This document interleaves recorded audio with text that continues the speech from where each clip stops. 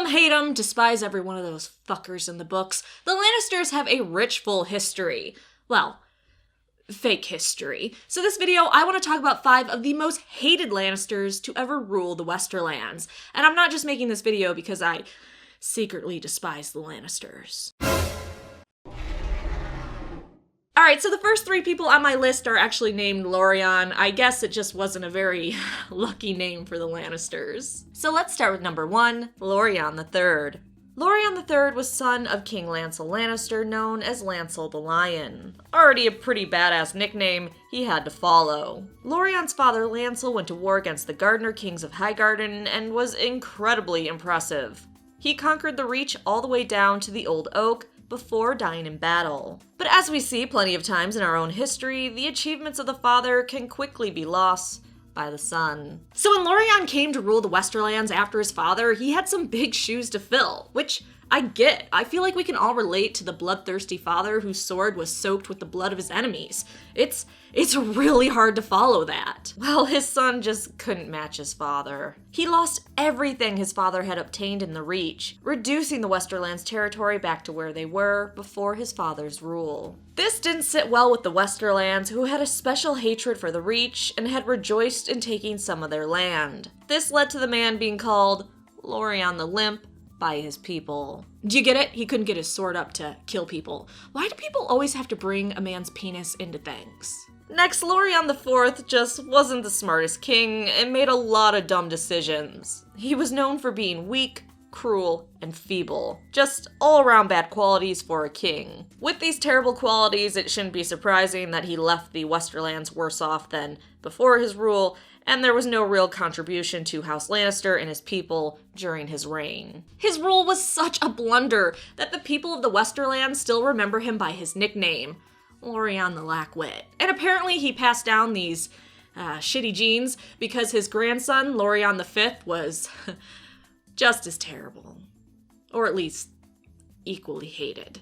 Number 3, Loron V. First, Loron V didn't have a great role model, as you can see from number 2. His grandfather, King Loron IV, was a total putz. So what did this king do to be disliked by the Westerlands so much? Well, King Loron V entered the halls of the least respected and loved Lannister rulers when he was found to have a certain love. That love was dressing in his wife's clothing and wandering the Lannisport docks as a prostitute.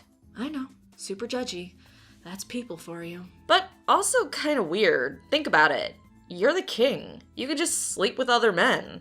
I personally know quite a few guys that would totally tag team a king. And if the dressing up was also part of it, just be a bottom bitch who likes to roleplay. No big deal. But I think given he'd go all the way to the docks in his wife's clothing to pretend to be a whore, this was absolutely his kink, and all steps needed to be satisfied. Being railed by men wasn't enough. Dressing as a woman wasn't enough.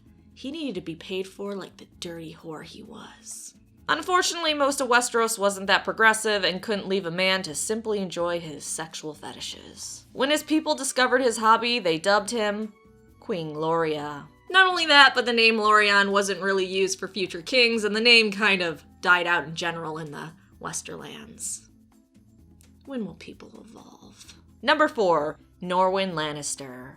There isn't a lot on this Lannister king, but man did his people not like him, and he just is not remembered fondly at all. Norwin was nicknamed Norwin the Niggardly because of how petty he was. I'm guessing he punished people for even the slightest insults, paid his servants the minimum wage, and always tipped under 12%. Okay, lastly, number 5, let's talk about Tywin's dad, Titos. Honestly, I feel bad for Titos. He was the father of Tywin Lannister, so of course he was going to be compared to that successful man. It's hard to beat a man that is the source for a song about House Lannister that strikes fear in the hearts of those that hear it. Not only that, he had a father named Gerald the Golden. He was just fucked from the beginning. So at the age of 24, when Titos Lannister became Warden of the West, Shield of Lannisport, and Lord of Casterly Rock, the Westerlands went south fast. Though he was slow to anger, quick to forgive, and saw the good in everyone, and was generally a very happy man, he was also weak-willed, too trusting, too indecisive, and desired to be loved by his people to a fault. He disliked war, and instead of acting on insults and threats, he would laugh them away when his ancestors would have had their swords out. This led to tons of people taking advantage of him as he bent over backwards to win people's friendship and approval. Which I just love this quote by a maester on Titos and the dangers of trying to get your people to love you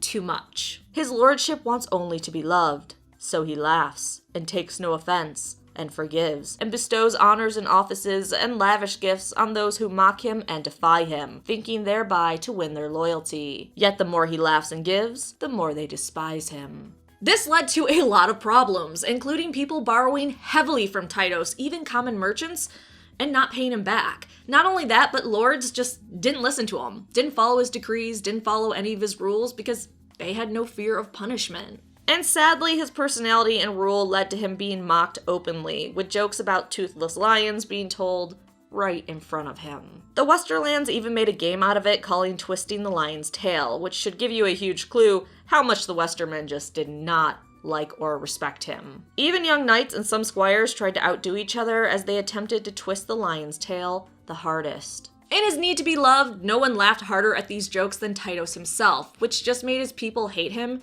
even more. He even let lords of other territories take advantage of him. He agreed to marry his daughter to a younger son of Walder Frey, something that should have been far beneath Lord Lannister. Things got even worse after his wife died. The years after her death, the Westerlands fell into one of the worst states that they had ever seen since the Lannisters took control. Bandits and outlaws roamed the Westerlands, and more so than before, House Lannister's bannermen ignored Titos and took care of themselves and themselves only. Even King Aegon V sent his own knights to the Westerlands 3 times to try to restore order in the Westerlands because of how bad the conditions were getting. But this was very ineffective. As soon as King Aegon's men left, the conflicts would start all over again. After his wife died, he became more and more attracted to common-born mistresses who just took advantage of the poor man, including one mistress who began to order around household knights, dismiss servants, and actually sit in attendance when Titos wasn't around.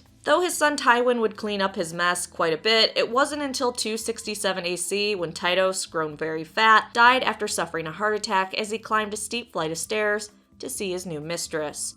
This time a candlemaker's daughter. Then Tywin was able to ascend to the Warden of the West and make House Lannister feared again. All around, despite his great heart, Titos was largely looked down on and hated not only by his people, but by his own family. Okay, so which Lannister on this list do you feel should have gotten more love? Which Lannister would you have included on this list? And I know what some of you are going to write in the comment section down below, and shame on you. I'm already disappointed in you.